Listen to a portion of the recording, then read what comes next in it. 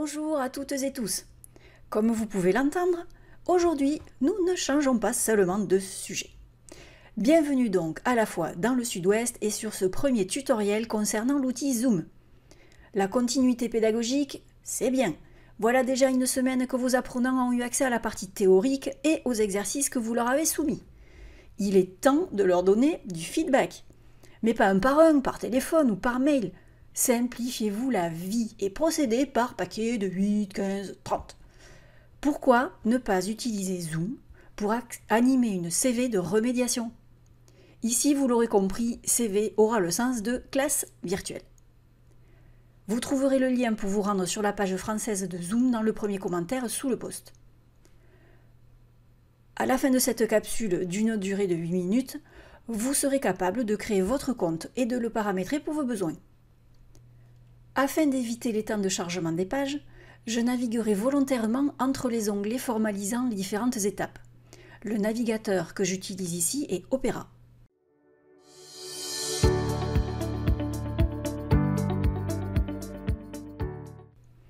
Nous voilà donc sur la page d'accueil du site français. Vous pouvez voir dans la partie haute de cette page deux possibilités d'intervenir dans Zoom. Soit comme participant, et vous cliquerez sur le menu « Se joindre à une réunion », soit comme animateur, ce qui sera votre cas pour ce tutoriel, et vous utiliserez le second choix, « Animer une réunion ». Pour jouer le rôle d'animateur, il vous faudra créer un compte afin de pouvoir accéder au paramétrage des classes et créer l'invitation à vos CV comme nous allons le voir dans quelques secondes. Les participants, quant à eux, pourront accéder directement à la classe sans inscription, grâce à l'invitation que vous leur aurez préalablement envoyée. Ils n'auront qu'à renseigner l'identifiant mentionné dans votre message, dans ce champ-là, et valider avec ce bouton « Rejoindre ». Remarquez dans le footer, tout en bas de la page, l'option « Langue ». Si d'aventure, vous vous retrouvez sur la version anglophone, il se situe au même endroit sur toutes les pages du site. Voyons maintenant la procédure pour créer votre compte, ce qui vous prendra 5 à 10 minutes. Une fois votre adresse professionnelle renseignée ici, le message suivant apparaîtra.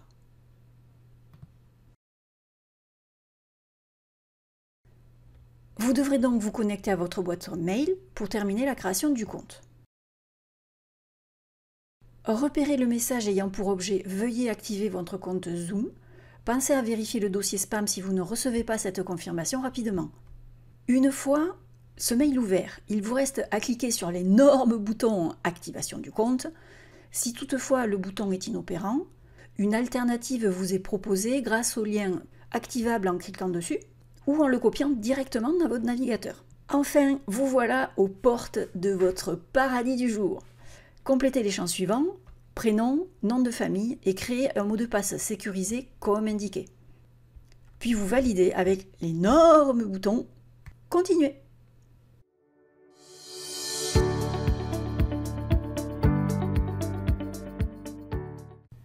C'est maintenant l'heure du tour d'horizon des réglages de votre compte. Le paramétrage n'étant pas disponible dans l'application, connectez-vous à votre compte. Sur le volet de gauche, cliquez sur le menu « Paramètres ».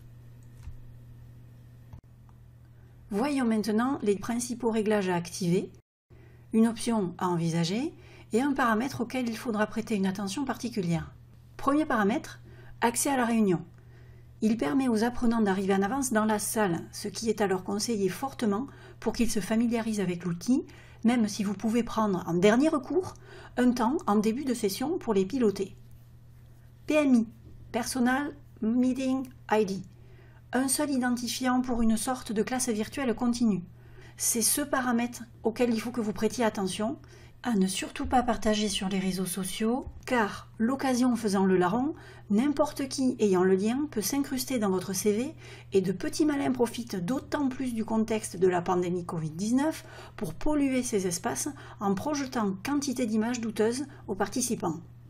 Zoom préconise donc de générer un numéro unique lors de la création de l'événement, comme vous le verrez lors de cette étape. Mot de passe.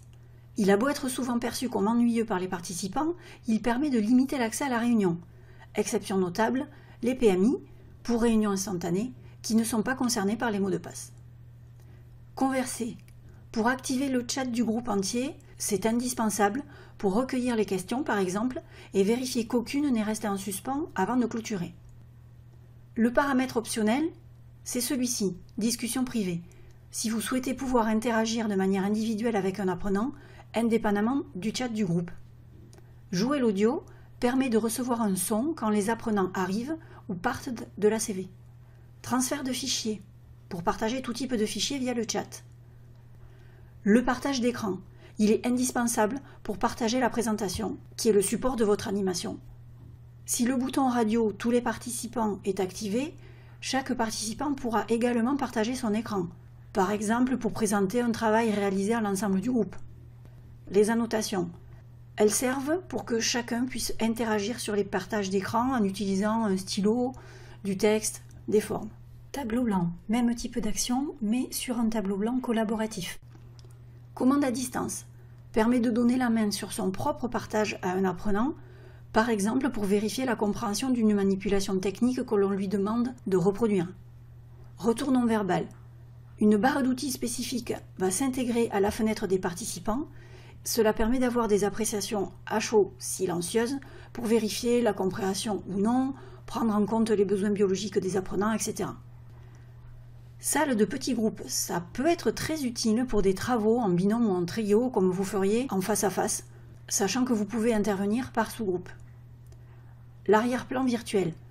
Alors il peut masquer le truc moche derrière vous, placard à balai, pile de linge, en fonction de votre environnement actuel de travail. Par contre, faire des tests en amont, car si le résultat est propre sur un arrière-plan de couleur uniforme, il peut y avoir des loupés. Le suivi d'attention vous permettra de vérifier si les apprenants affichent bien la fenêtre de la CV durant le partage d'écran par un indicateur en pourcentage dans les rapports.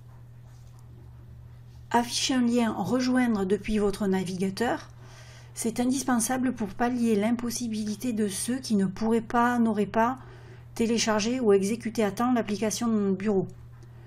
Cette version Bureau est cependant plus stable et l'interface est meilleure. Gérer vos notifications a un intérêt particulier pour ce dernier point qui est de vous prévenir que la réunion est annulée.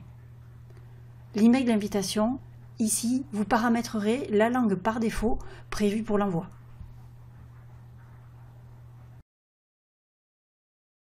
Voilà, j'espère que cette première partie vous aura permis de vous rassurer et de vous guider dans l'inscription et le paramétrage de votre compte Zoom. Vous trouverez le lien pour y accéder dans le commentaire sous le post. Je vous dis donc à bientôt pour les prochaines capsules qui aborderont la création de votre première CV, l'envoi des invitations et la découverte de l'interface en réunion. Sans oublier quelques rappels suite aux précieux conseils de Cyril Bouchard pour préparer votre session, accueillir vos participants et animer votre CV dans les meilleures conditions. Pour l'instant, c'est à vous!